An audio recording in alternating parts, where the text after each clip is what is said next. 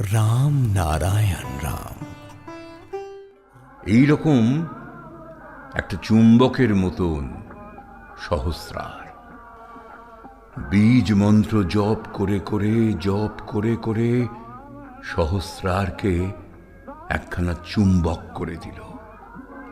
এই দেহরূপ মন্দিরটার মধ্যে বিরাট একটা চুম্বক হয়ে গেল। এই চুম্বকটা করে কি? এই বিশ্বব্রহ্মাণ্ডে যতগুলো ক্ষমতা আছে, যা কিছু আইন পদ্ধতি চলছে, এটার মধ্যে টেনে নিয়ে আটকে দিল।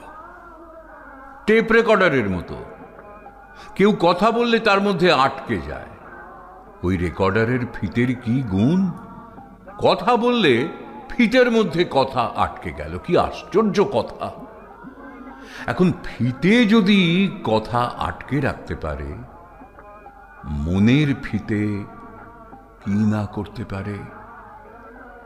মনের ফিতে বিরাট।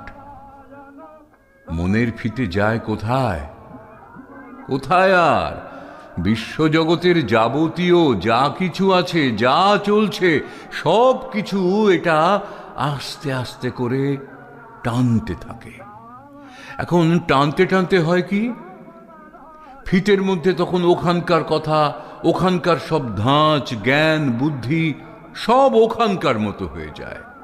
টেপ রেকর্ডারের ফিতেতে কথা ভেতরে থাকে, আর মনের ফিতে হয়ে যায় কি? ওটা এমনি জিনিস যে তার রং, চেহারা সব বদলে যায়।